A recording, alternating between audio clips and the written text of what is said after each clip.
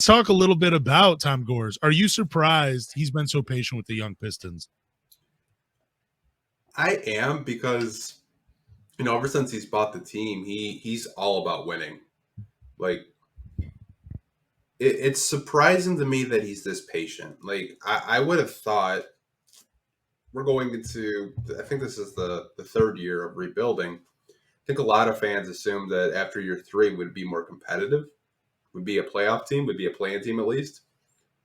I am actually proud of him for sitting back and letting Dwayne Casey and Troy Weaver just do their job. Because remember when we blew up half our team and just ruined our salary cap for Blake Griffin. Yep. Like, I know it's a matter of time before he kind of gets impatient, but I'm proud that he's just letting Troy Weaver, do the best that he can with what he's given.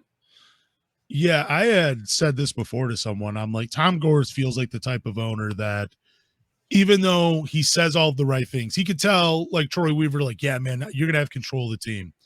What you want is what's going to happen. You get full control. But Troy Weaver always felt like to me as an owner that if he wanted someone on this team, he would step in and say, no, hey, I don't care what you're working on or what your direction is. I want that guy. Go out and get him at all costs just so we can get. That's what it felt like from, at least in my, that's what my opinion of Tom Gores was. Because I felt like when he basically dismantled that one Pistons team and traded for Blake Griffin, that was the writing on the wall for me where I'm like, oh yeah, like I've watched Blake Griffin. I know he's not this player anymore. I like the direction that the Pistons are going. But Tom Gores says, whoa, Blake Griffin, he's available. He's going to put people in the seats. Go out and get them. I don't care what the record is. I don't care how this team is playing together. I don't care if they're gelling or they're developing. Go get Blake Griffin. And I guess what I've been most impressed with is that Tom Gores seems like he's just sitting back and letting it all play out. Like he's not forcing his hand. He's not telling Troy Weaver anything. He's just letting Troy Weaver do his thing. And that's what I've been most impressed about because it didn't feel like Tom Gores would allow this to play out. It felt like he didn't want to rebuild. He just wanted you to go out and find guys and try to win instantly. So, yeah, more power to him for actually being patient with this team.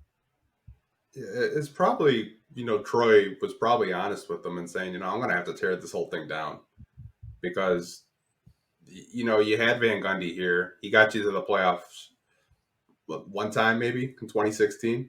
Yeah. And every year after, I mean, you're knocking on the door. You couldn't get there.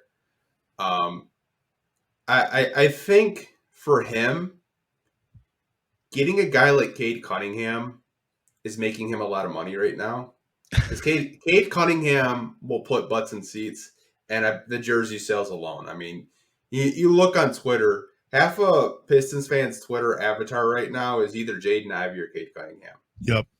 Like, before that, I mean, you didn't really see that much. Maybe you see a Blake picture here and there. Like, the star power that Cade Cunningham has is probably why he's so patient, because Cade Cunningham is going to be a young player that he can make money on and, kind of say, Cade Cunningham is our star player. We have a star backcourt of Jaden Ivey and Cade Cunningham.